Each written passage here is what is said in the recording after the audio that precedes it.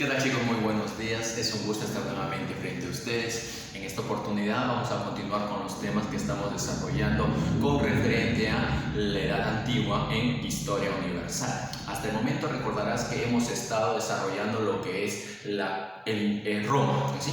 La cultura romana. Hemos desarrollado desde los inicios, desde el origen, hemos pasado por la etapa monárquica, hemos continuado con la etapa republicana, luego hemos visto la etapa imperial. Ahora lo que tenemos que ver es el final de este gran imperio, es decir, la caída del imperio romano. Ojo, pero no de todo el imperio romano, sino de una parte de él. Ya lo vamos a ver, pero para iniciar su respectivo repaso, como siempre. Por ejemplo, ¿qué hemos dicho hasta el momento? Número uno, hemos mencionado que el imperio romano no surge como imperio, sino surge como una pequeña monarquía. Surge en un pequeño lugar en Italia central, en la región del Lacio, bañado por el río Tíber, a los pies del monte Palatino. Es en ese lugar donde se funda una pequeña ciudad que va a ser conocida también con el nombre de la ciudad de las...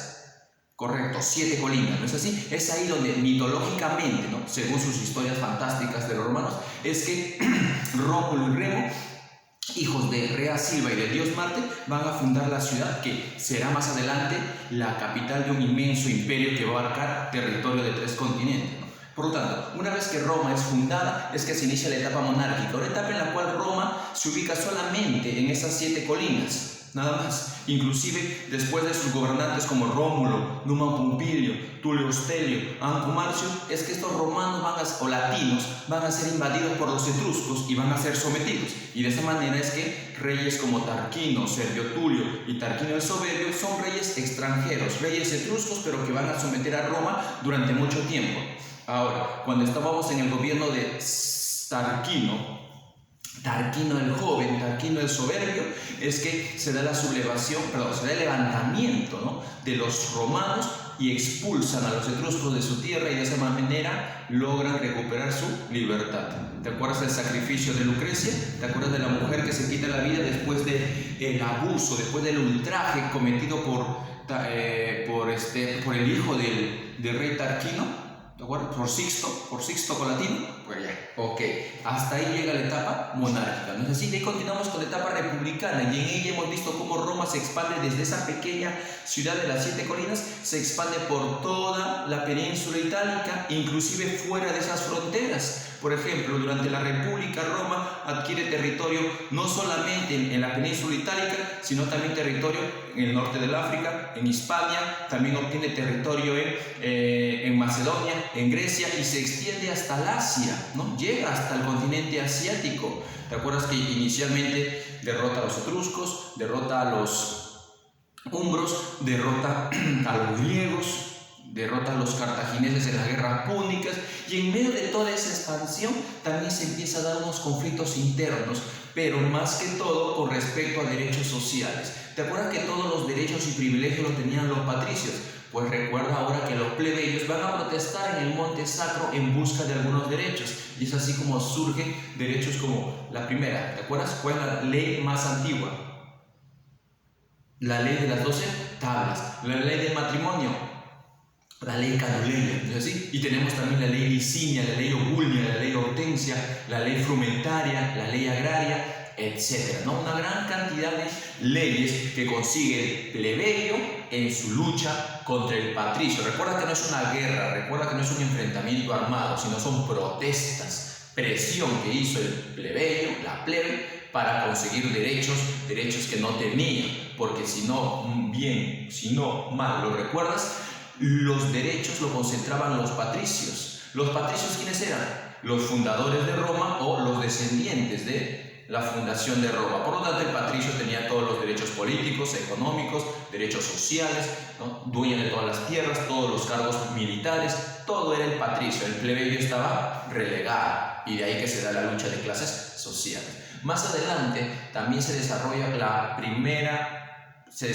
más grande rebelión de esclavos de toda la historia de la República. De la gran cantidad de rebeliones que se dieron, la más grande lo dirigió, correcto, Espartaco, ¿no es así? Y también se da la lucha entre los propios romanos. Ahora sí, esto es guerra. Primera guerra civil. Vamos, ¿te acuerdas? Primera guerra civil. Sila versus Mario. Gana Mario. Segunda guerra civil. Gana Mario, seguro. Gana Sila, cuidado, gana Sila. Segunda Guerra Civil. Julio César contra Pompeyo. Batalla de Farsalia. ¿Quién gana? Julio César. Pompeyo encuentra la muerte en Egipto, ¿te acuerdas? Tercera Guerra Civil. Marco Antonio contra Octavio. ¿Quién vence? Octavio. Marco Antonio muere, Cleopatra muere. Egipto pasa a poder de Roma. Todo esto que te estoy contando ahorita así, veloz, rápido. Yo sé quizás algunos están, profesor, no lo entiendo. No. Yo sé que todos me están entendiendo. ¿Y por qué sé que me estás entendiendo? Porque sé que tú has atendido las clases pasadas. Y lo que te estoy diciendo en este momento, así veloz, rápido, solamente es un recuento de todo lo que ya hemos visto.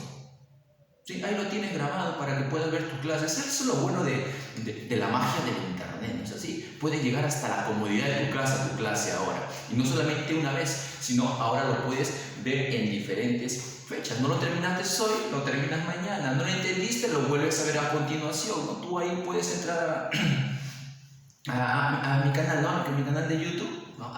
Como bueno hablo, ¿no? Puedes ingresar ahí y puedes observar las diferentes clases de Roma que hemos desarrollado. Ahí vas a ver Roma 1, Roma 2, Roma 3, Roma 4, ¿no? La monarquía, la república, el imperio, ¿no? Roma 1, el inicio, Roma 2, ¿no? La venganza, Roma 3, la resurrección, ¿no? Toda la saga la tenemos ahí completa, por favor, ¿sí? Entonces, cuando llega el Imperio Romano, Roma ya se expande por 3 continentes: Europa, norte de África y una pequeña parte de Asia. Durante ese inmenso imperio es que los diferentes emperadores los agrupamos en familias o dinastías. La primera dinastía en gobernar fueron los Julio-Claudio. ¿Te acuerdas que el único buen emperador de la familia, el único buen emperador de esa familia era César Augusto, que no era otro que Octavio, el que venció en las guerras civiles? ¿No? El mismo Octavio. En cambio, todos los demás eran una sarta de lo peor. ¿Te acuerdas de Tiberio, Calígula, Claudio, Nerón, ¿no? Malos emperadores. Luego la segunda familia, los Flavios, cuando se construye el llamado anfiteatro o coliseo romano, cuando mandan a destruir la ciudad de Jerusalén, en esa cruenta persecución a los pobres cristianos, una persecución que había iniciado Nerón y que luego se termina, ¿no? Y que luego se termina con Constantino. Van 2 familias: Julio Claudio, los Flavio, los Antonino o dinastía adoptiva. Esta fue la mejor familia de gobernantes. ¿Te acuerdas que Nerva, el primer emperador de esta tercera familia de la dinastía antonina, ¿no? Nerva es el que se le ocurre la costumbre del más óptimo, es decir, adoptar a la persona ideal, idónea, para que sea el siguiente emperador. Y se vienen muy buenos emperadores como Adriano, Trajano, Antonio Pío, Marco Aurelio. Buenos emperadores que tuvo el Imperio Romano, que hizo que el imperio creciera y dejara más aportes. En cambio, Cómodo, el último de esta familia, lo malogró todo. Luego de ellos vienen nuevas dinastías que van a gobernar, pero corto tiempo. De todas las demás que van a gobernar, hemos rescatado 4 nombres. Uno, ¿te acuerdas? A ver, dime, uno. Diocleciano. Durante su gobierno se dio la más cruenta persecución contra los pobres cristianos. Segundo, fue el que decidió implantar la... ¿Te acuerdas? Gobierno de 4, se partió en 4 se partió.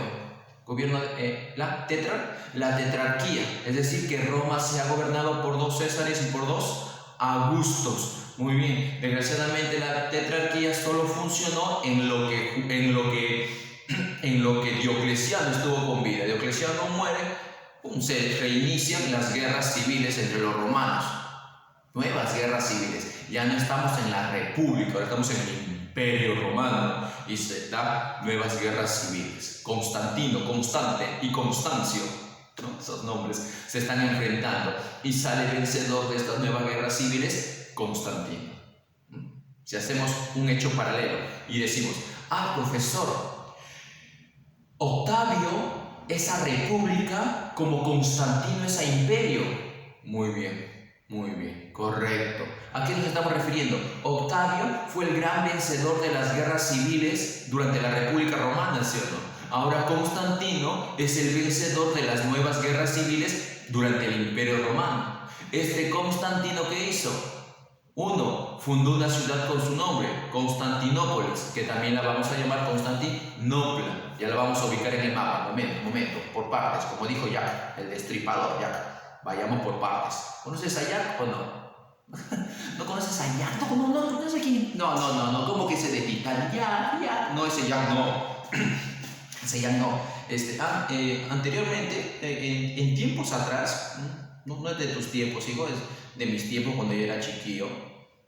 No, la prehistoria tampoco, ya tan viejo no soy. Resulta que allá en mis tiempos existía una película llamada Viernes 13. Viernes 13.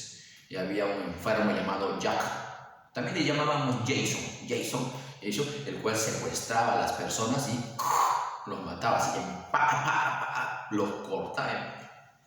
Película de terror, Por eso que te digo ahora, tranquilo, como dijo Jason, vayamos por partes. Uno. Constantino, también recordado como el Grande, va a fundar la ciudad de Constantinopla, muy bien. Y segundo, es el personaje que pone fin a la persecución a los pobres cristianos, ¿sí o no? A partir de ahora los pobres cristianos van a poder continuar predicando y profesando su fe al único y verdadero Dios, a Jehová, ¿no? A Yahvé. Eso lo dio mediante un edicto llamado el Edicto de Milán. Posteriormente, Teodosio, otro emperador, declaró que el cristianismo sea la religión oficial de todo el imperio y de esa manera ya no más dioses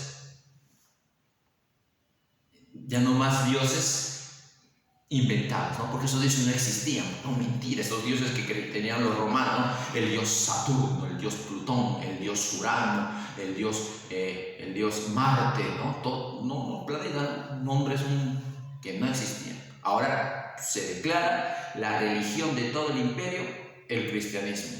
Y la Iglesia católica, apostólica y romana está naciendo con Teodosio. Bueno, hasta el momento eso es un recuento de lo que hemos ido avanzando. Así rápido, hemos mencionado aquello que ya debería estar aquí, en tu cabecita. Ahora vayamos a la parte final. Vayamos a la caída del Imperio Romano. Y para ello nos vamos a ubicar en el mapa. Este mapa ya se te hace conocido, ¿eh? Ya lo conoces. Continente de Europa, el Asia, ¿no? Para allá, el norte del África, se supone que el África es inmenso, hacia abajo va, ¿no? Hacia abajo va. Y en medio, vamos, tú sabes, dímelo, ¿cómo se llama este mar que se encuentra aquí? ¿Te acuerdas? A ver, dime, el mar correcto, el mar Mediterráneo, ¿no? Palabra que significaba en medio de la tierra. ¿Te acuerdas cómo llamaron los romanos a ese mar Mediterráneo? ¿Te acuerdas cómo le llamaron? Vamos. Mare Nostrum, palabra en el idioma latincio, es decir, en el idioma de los romanos. ¿Ok? Ahora, continuemos. En la parte superior, aquí en la actual Italia, es aquí donde se encuentra la capital, la principal ciudad, ¿no? La que en un tiempo hemos llamado la ciudad de las 7 colinas. Es decir, aquí se encuentra la ciudad de Roma, la capital, ¿ok? Ahí está la ciudad de Roma. Ahora, un poco más hacia el norte, si ascendemos y nos vamos más hacia arriba, como un decir, por aquí, se encuentra una larga cadena de montañas. Ya sé que desde tu casa ya lo dijiste, ya, los Alpes, ¿no? Los Alpes, muy bien, los Alpes. Y del otro lado de los Alpes está la actual Francia, Luxemburgo, Bélgica, Holanda, pero toda esa región se le conoce en ese tiempo, le llaman las Galias, correcto, de ahí son las Galias, ¿no? De ahí son los galos. Ahora, espérate. ¿Te acuerdas que las Galias es muy recordado por Roma? Número 1, porque durante la monarquía fueron ellos los que lograron tomar y saquear la ciudad de Roma. Y cientos de años después, Julio César, el gran general romano, logra conquistar toda la región de las Galias. Pues bien, ok. Este lugar que actualmente se llama España y Portugal, en ese tiempo se le conoce con el nombre de Hispania. ¿Ok? Ya tienes a Hispania, Galias. Esta isla que tú ves aquí la conocemos con el nombre de Britania. Y la parte central de Europa, esta parte de aquí, le llamamos Germania.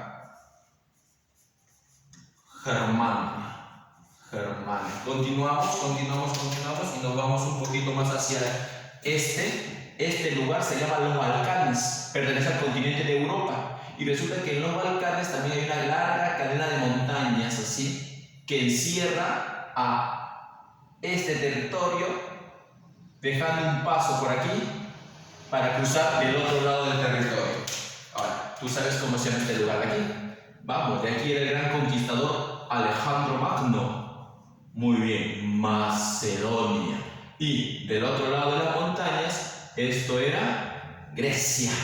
Ahí donde se encontró Atenas, Esparta, ¿no? Tebas, Corinto, una gran cantidad de ciudades. Por lo tanto, ya sabes que este lugar se llama Hispania, ¿ok? Actual España y Portugal. Esto se llama las Galias, actual Francia, pero también una parte de Bélgica, Holanda y Luxemburgo, ¿ok?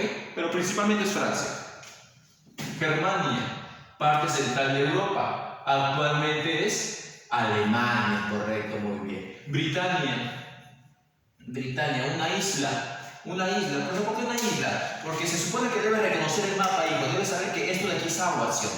Todo esto es agua, es el océano Atlántico, agua. Y por aquí ingresas, esto es el estrecho de Gibraltar, y por aquí ingresas al gigantesco mar Mediterráneo, ¿no? Todo esto es el mar Mediterráneo. ¿Listo?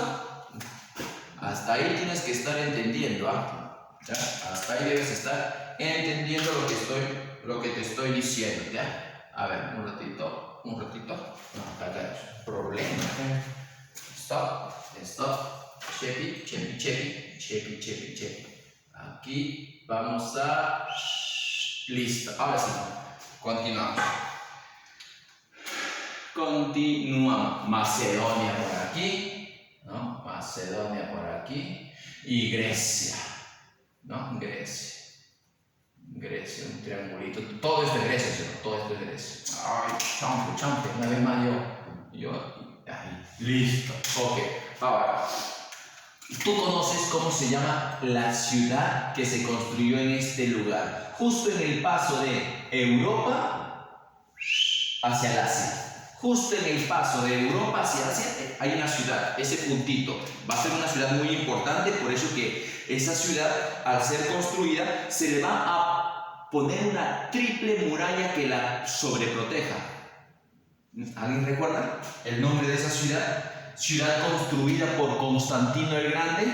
Ok, esa ciudad recibe el nombre de Constantinopla, ¿no es así? Ok, aquí entonces le voy a poner, esto es Constantinopla, o si quieres llamarle Constantinópolis, ¿sí? Ciudad de Constantino, ahí está Constantinopla. Listo, eso es lo más importante que necesitamos. En el Asia, por ejemplo, para ubicarnos, por aquí está el antiguo territorio fenicio, por aquí estaba Hebrea, en el África tenemos a Egipto y el río Nilo.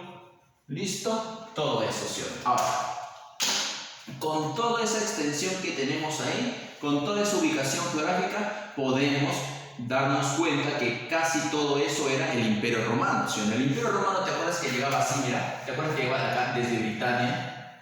Abarcaba casi toda Europa, pero si te das cuenta, mira, menos Germania, ¿no? Germania no fue conquistada, los germanos eran bravos, le hicieron dura pelea a los romanos, ¿no? Octavio, convertido en emperador, César Augusto, logra luchar contra los germanos y es derrotado en la batalla de Teutoburgo, y a partir de ese momento Octavio, ¿no? decide ya no continuar la expansión hacia ese lugar. Más adelante van a haber nuevos enfrentamientos. Por ejemplo, durante el gobierno del emperador Marco Aurelio van a haber luchas contra los germanos, y los romanos vencían, sí, pero los germanos no se rendían, seguían resistiendo. Por eso es que por desgaste, por cansancio, ya el romano no logra avanzar mucho hacia la región de Germania, ¿ya? Pero el romano estaba venciendo. Mira, yo te cuento la línea roja. Esta línea roja se le conoce como los limes, doble M, limes, es decir, los límites máximos del Imperio Romano. llegan desde la actual Inglaterra, cruzan casi toda Europa. Mira qué gigantesco era el Imperio Romano. Llegaba hasta el llamado Mar Negro, ¿no? Esto es el Mar Negro, esto es el Mar Negro. Y de ahí continuaba hacia el Asia. Llegaba el Asia con Mesopotamia, Fenicia, Hebrea, y de ahí Egipto, el norte del África, toda Hispania, todo eso que tú ves ahí es el Imperio Romano, ¿sí o no? Inmenso, o sea, todo, ¿no? Su profesor, todo eso conquistaron los legionarios, ¿no? Es decir, el soldado romano se le llama legionario, ¿no? Ya, si al soldado se le llama legionario, al ejército se le dice las legiones, ¿no? Las legiones romanas, conformadas por miles de soldados. Ahora, todo eso era el Imperio Romano. Por lo tanto, este Imperio Romano existe durante el siglo I, durante el siglo II después de Cristo, durante el siglo III después de Cristo, durante el siglo IV después de Cristo. Si no me estás entendiendo, quiere decir que cuando llegamos al año 100, al año 150, al año 200 después de Cristo, al año 300 después de Cristo, al año 400 después de Cristo, este Imperio Romano existía en Europa. Bueno, y una pequeña parte del Asia y del África, ¿no? Pero principalmente Europa. Existía este inmenso imperio de la Edad Antigua, poderoso, ¿no? Y que nadie puede derrotar por su gran poderío. Ahora, te ubicaste los años 50, 100, 200, 300, 400 años después de Cristo. Por lo tanto, si el Imperio Romano existía durante ese tiempo allá en Europa, ¿qué es lo que pasaba aquí en nuestra América? ¿Qué pasaba aquí en Madi, en Perú? ¿Qué es lo que sucedía? ¿Qué es lo que sucedía acá? A ver, profesor, déjeme recordar las clases de historia del Perú. A ver, si más o menos por allá existía el Imperio Romano, por aquí entonces... no me acuerdo, profesor, no me acuerdo. Acuérdate, mira. Si estamos en los años 100, 200, 300, quiere decir que en el Perú estamos pasando por lo que John Rowe llamó el primer intermedio cultural. Quiere decir que aquí en el Perú se están desarrollando culturas como, por ejemplo, Mochica o, por ejemplo, la cultura Nazca. ¿Te acuerdas de Mochica? Que los reinos Moche que surgen en la costa norte del Perú, esos reinos que tienen como centro principal la libertad, pero que se extendió por Lambayeque, que también se expandió por Ancash, también llegó hasta Piura. Ya, esos Moche, el señor de Zipán, ya con eso lo recuerdas, ¿no? El señor de Zipán, la señora de Cabo, ya. Esa cultura estaba existiendo por acá, los Huacos Retratos. Y también en el sur del Perú, en la costa sur, estaba Nazca. Y no voy a decir que no te acuerdas de las líneas de Nazca, esas que fueron estudiadas por la alemana María Reich. Ya pues. Entonces, cuando aquí en el Perú, cuando nosotros estamos haciendo nuestras rayitas en el suelo, estamos dibujando nuestras líneas de Nazca, allá en Europa se desarrollaba este gigantesco imperio. ¿Ok? ¿Ok? ¿Listo? Entonces, aquí estamos en Nazca, Mochica, allá están en Imperio Romano. Ahora, sucede que lo que tenemos que ver hoy es cómo es que este imperio llega a su fin. Pero no todo el imperio, porque hay que recordar que en el año 395, Teodosio dividió el imperio en dos. El imperio fue dividido de esta manera. El emperador Teodosio decidió dividir el imperio así, mira, en dos. Estamos en el año 395, finales del siglo IV.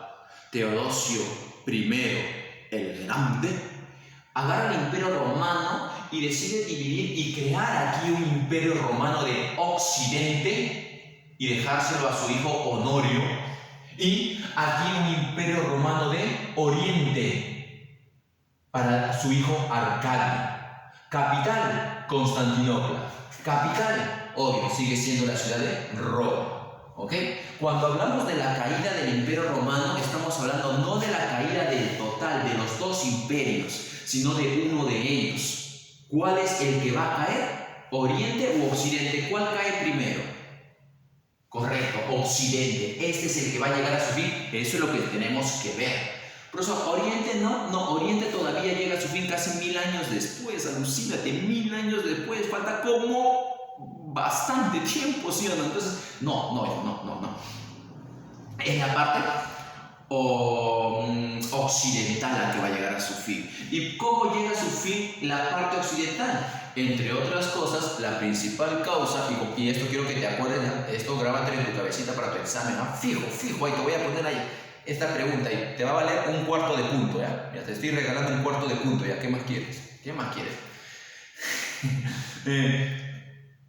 ¿Qué estábamos diciendo? Ya, decíamos que ¿y por qué cae? ¿Por qué llega a su fin? ¿Por qué se desintegra el Imperio Romano de Occidente? La causa principal es debido a las invasiones bárbaras, ¿ok? Las invasiones bárbaras. ¿Qué cosa es eso, profesor? ¿Qué son bárbaras? Bárbaro, me suena bárbaro, salvaje. Me suena a salvaje, a destructivo, me suena a primitivo, me suena a ignorante, salvaje.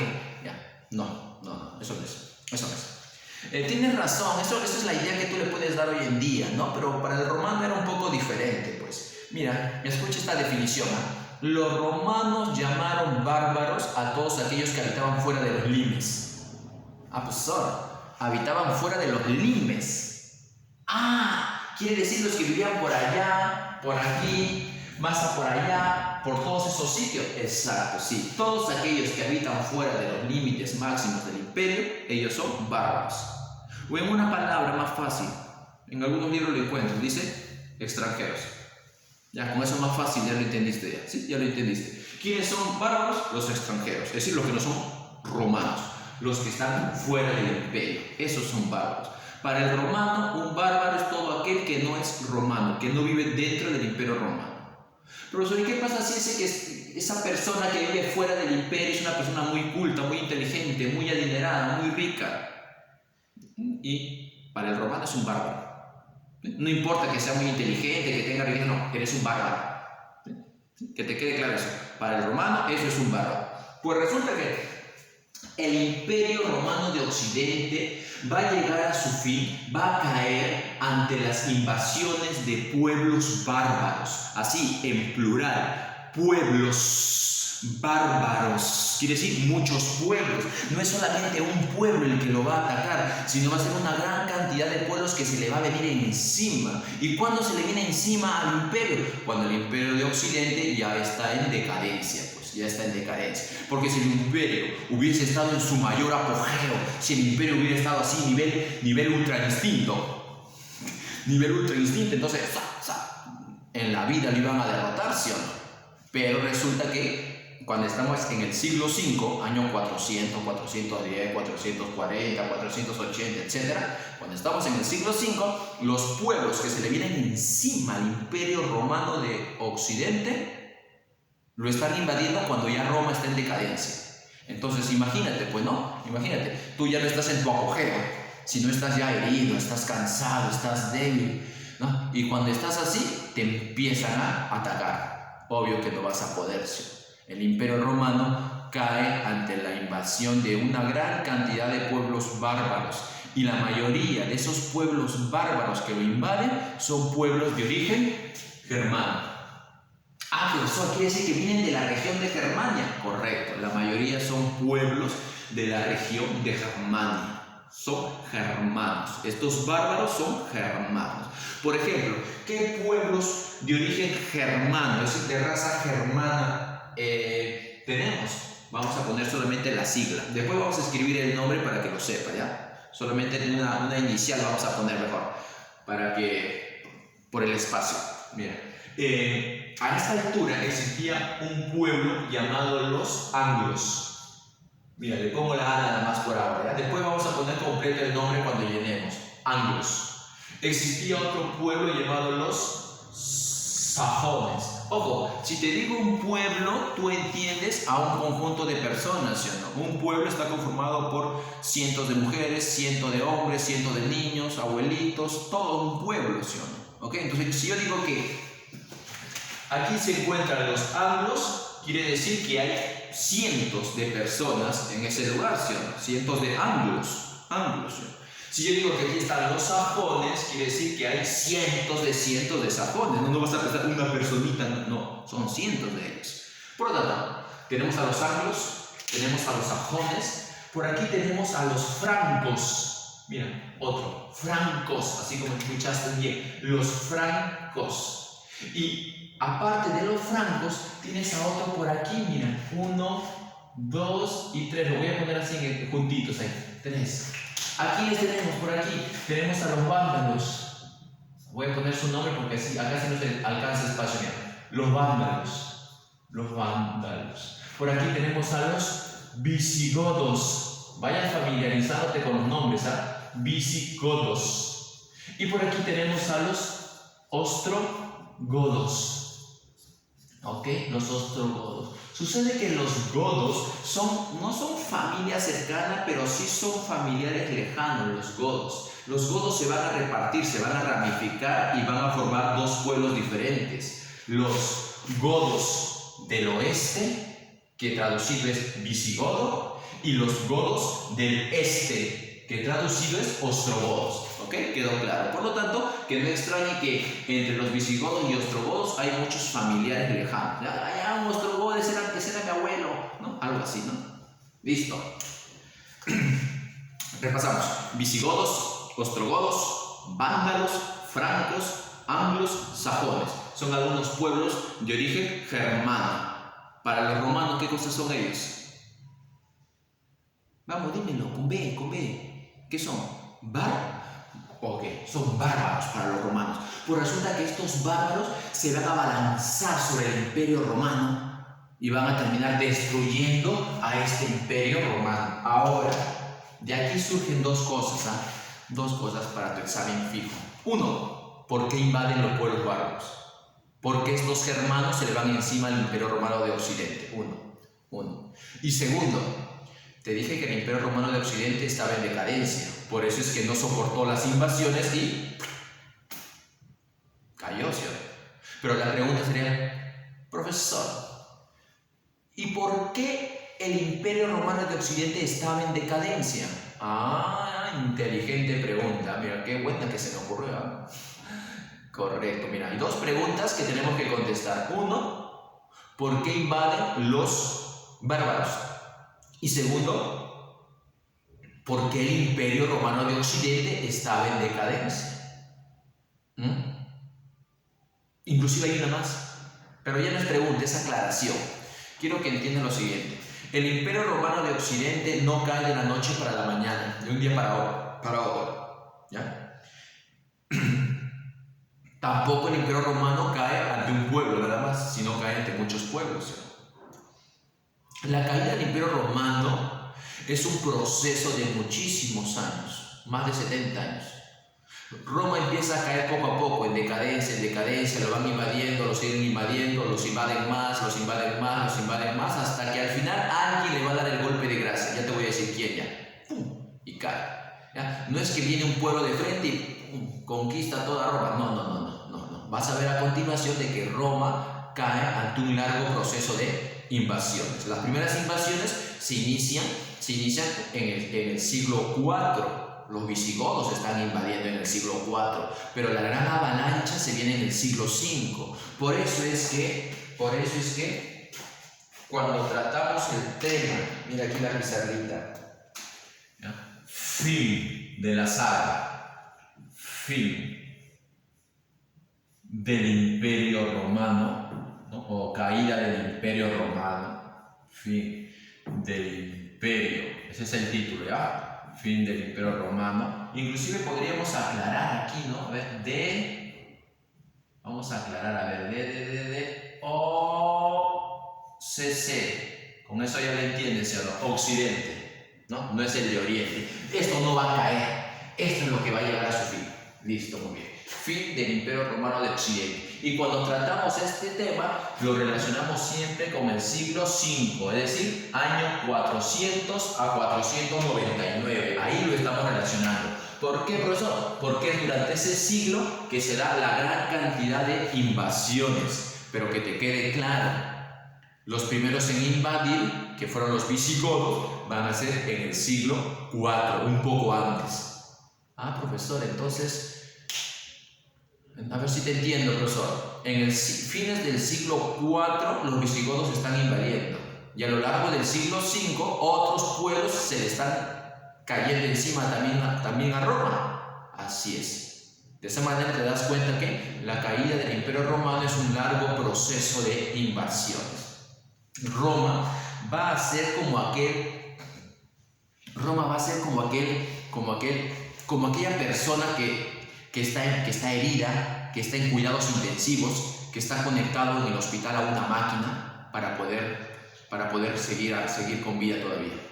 En algún momento alguien tiene que venir para desconectarlo de la máquina, es decir, para que muera. Profesor, no entendí lo que me está diciendo. No os preocupéis. Cuando lleguemos aquí más o menos, te vuelvo a hacer esta comparación y ahí sí lo vas a entender lo que intenté decir ahorita. ¿Ya? Stop, check. Como dijo Jason, vayamos por partes. Veamos aquí. Mira para acá. ¿Qué hay que tener en claro? La palabra bárbaros. Bárbaros. ¿Ok? Bárbaros. Te escucho. ¿Qué son bárbaros para los romanos? Los romanos llamaron, repetimos la palabra, ¿no? Los romanos llamaron bárbaros. Los romanos llamaron bárbaros a todos aquellos que habitaron fuera de los... ¿Te acuerdas de la línea roja? ¿Qué cosa era eso? Pues son los límites. Correcto, ¿no? Conocido también como los limes. Bien, a todos aquellos que habitaron fuera de los limes, fuera del Imperio Romano. Punto aparte, también le puedes decir extranjeros.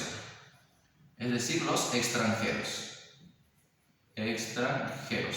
Esos son bárbaros para los romanos. Vamos a ponerlo en vez de un puntito para que se diferencie mejor, un slash. Listo, separado. Un extranjero. Punto número 2, causa de las invasiones. Te dije que hay dos preguntas que hay que contestar. Uno, ¿por qué los bárbaros germanos invaden? Uno. Y segundo, ¿por qué el Imperio Romano estaba en decadencia? Listo. Contestamos la primera de todas. Número 1. Los germanos son pueblos que viven de la agricultura, viven de la tierra, a diferencia del Imperio Romano que vive principalmente del comercio. También se dedica a la agricultura, es obvio, pero su principal actividad es el comercio a través del mar Mediterráneo. En cambio, los germanos viven principalmente de la tierra, de la agricultura. Ellos no tienen leyes escritas, ellos se basan mediante la costumbre. Es decir, tienen la costumbre de que si alguien ha cometido un delito, ¿no es así? Los dioses decidirán su castigo, si es culpable o inocente. Lo vamos a amarrar a una soga, lo vamos a amarrar a una silla con una soga y lo vamos a tirar al río, por ejemplo. ¿Así? Y de esa manera lo estamos castigando. No vamos a entrar en cuanto a costumbres germanas. Lo que quiero que entiendas es que los germanos no tienen leyes escritas, sino se dejan llevar por la costumbre que ellos tienen. Por ejemplo, la costumbre de fidelidad, de que un hombre sirva a la causa de otro hombre. No porque la ley te obliga a que me sirvas, no porque me has firmado un contrato, no. Nuestras costumbres antiguas dictan que tu padre sirvió a mi padre, ahora nosotros debemos continuar esa costumbre. ¿Ok? Nuestra costumbre es de que si alguien cometió un delito, si alguien robó algo, sus manos serán deberá tocar un fierro caliente ahí para que se queme las manos, ¿no? Si la costumbre dice eso, tendremos que seguir practicando eso.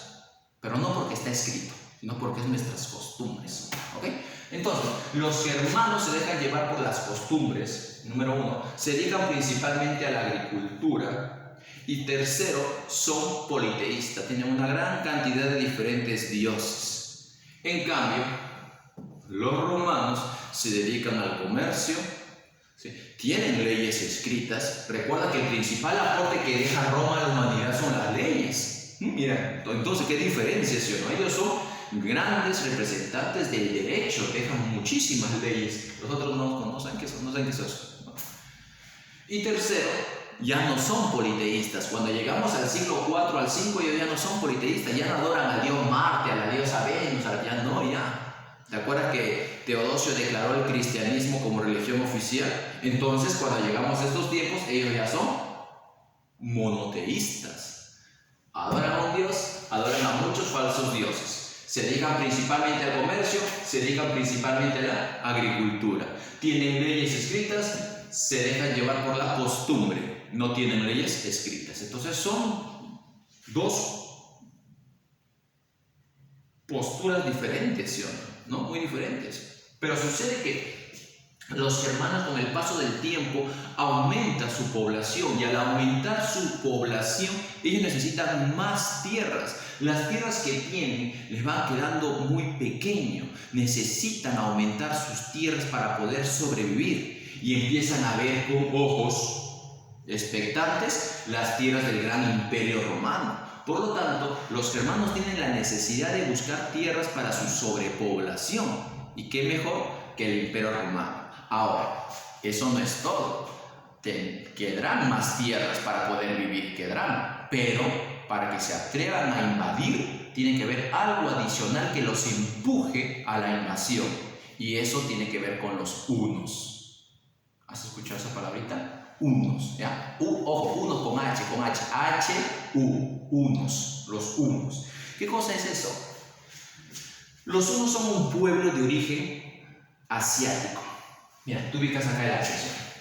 Si del Asia tú te vas cientos de kilómetros más hacia el este, para allá, te vas para allá, más hacia, vas a llegar hasta la India, pasas la India, llegas a China, sí, ahí donde el Kobe, sí, llegas a territorio Kobe, y un poquito más hacia el norte, arriba de China, hay un territorio que actualmente es un país y es bien conocido. No sé si te acuerdas. Yo sé que algunos de ustedes saben cómo se llama ese país. ¿De acuerdo? Piensa en tu compañero del colegio. ¿Te acuerdas que cuando tú lo mirabas a tu compañero te acordabas? Ah, ya me acordé qué lugar es. ¿Te acuerdas o no? Piensa en él, acuérdate. ¿Qué país está ahí? Piensa en él. Ya te acordaste, seguro. Correcto, pues. Ese pues se llamaba Mongolia. Muy bien, Mongolia. Exacto. Mongolia. Mongolia es un país. De Mongolia son los mongoles, pues no, como tú comprenderás, Mongolia es una región en esos tiempos y el habitante es el mongol. Hoy en día quizás a nosotros nos causa risa, nos burlamos muchas veces, ¿no? ¡Ah, qué mongol! No, hijo, no a la burla. Mongolia es un país, hoy en día. Pues resulta que al norte de China existe una región llamada Mongolia, y desde la región de Mongolia es que va a salir un pueblo llamado los hunos. Por lo tanto, los hunos son de origen mongol. Profesor, si en el examen me viene, ¿y los visigodos de qué origen son? Germanos, pues. Y si me vienen los francos, germanos. Y si me vienen los sajones, germanos. Todos estos dijimos que son pueblos de origen germano. En cambio, el que está allá en China, al norte, en Mongolia, es los hunos. Sucede que los hunos es un pueblo agresivo, violento y muy temido. Los hunos, con el paso del tiempo desde Mongolia, van a ir avanzando hacia occidente. Llegan hacia la India, y en la India una rama de ellos se desvía hacia la India, a invadir la India. En cambio, otros continúan su viaje. ¿Hacia dónde están yendo? Hacia aquí, pues, hacia Europa.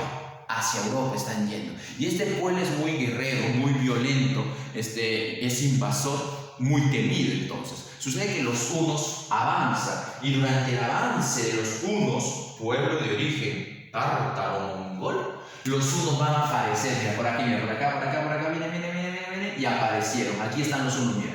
¿Ves esta flechita de aquí? Ya, esta flechita te indica el avance de los hunos. Ellos están poco a poco avanzando con el paso del tiempo. ¿Ok? ¿Se ve la flechita verde? ¿Sí se ve, no? Ya, ahí vamos a poner los hunos. Sucede que cuando los hunos, aquí, con H, mira, hunos. Sucede que cuando los hunos se abalanzan sobre Europa, los pequeños pueblos germanos temen por su vida ante el avance de los hunos y deciden escapar. ¿Cuándo ellos se van a animar definitivamente a escapar? Cuando los hunos llegan a Occidente, avanzan y someten a los ostrogodos. Sí, ellos fueron las primeras víctimas, ellos cayeron. Entonces, cuando los ostrogodos caen, los otros pueblos entienden de que su libertad no está asegurada, de que en cualquier momento ellos también pueden caer sometidos, debemos escapar. Conclusión, las dos causas de las invasiones, es decir, las dos causas por las cuales los pueblos bárbaros invaden el imperio son, uno, a ver si me estás entendiendo, uno, la búsqueda de nuevas tierras. ¿Por qué? Por la ¿correcto? La sobrepoblación. Su sobrepoblación hace que ellos necesiten, ¿qué cosa? Necesitan más que